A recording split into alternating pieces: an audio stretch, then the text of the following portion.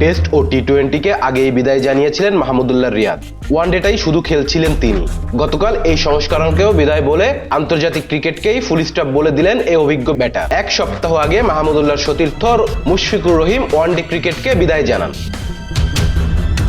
Wicket রক্ষক ব্যাটারের এমন ঘোষণার পরই বাতাসে ভারী হতে থাকে শীঘ্রই আন্তর্জাতিক ক্রিকেটে হয়তো বিদায় জানাবেন মাহমুদুল্লাহ। গতকাল সামাজিক যোগাযোগ মাধ্যমে ফেসবুকে ব্যাট প্যাড তুলে রাখার ঘোষণাটাই দিলেন তিনি। বিদায় নিয়ে ফেসবুকে মাহমুদুল্লাহ লিখেছেন, সমস্ত প্রশংসা সর্বশক্তিমান আল্লাহর জন্য। আন্তর্জাতিক ক্রিকেট থেকে অবসর নেয়ার সিদ্ধান্ত নিয়েছি আমি। সবসময় আমাকে সমর্থন দেওয়ার জন্য সকল সতীর্থ, কোচ এবং বিশেষ করে আমার ভক্তদের ধন্যবাদ। বাংলাদেশ দলের জন্য শুভকামনা জানিয়ে মাহমুদুল্লাহ আরো লেখেন, সবকিছু নিখুঁতভাবে শেষ হয় না, তবে একটা সময় শেষ বলে এগিয়ে যেতে হয়। শান্তি আলহামদুলিল্লাহ। আমার দল এবং বাংলাদেশ ক্রিকেটের জন্য শুভকামনা।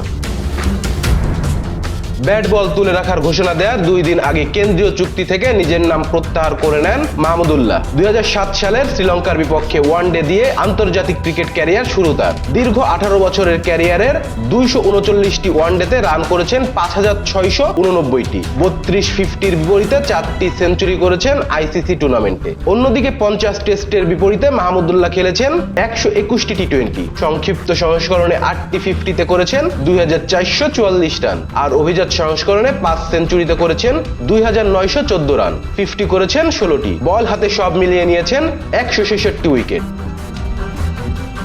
Rezwan Islam, B Sports. Please subscribe our channel to get more information about Cricket World.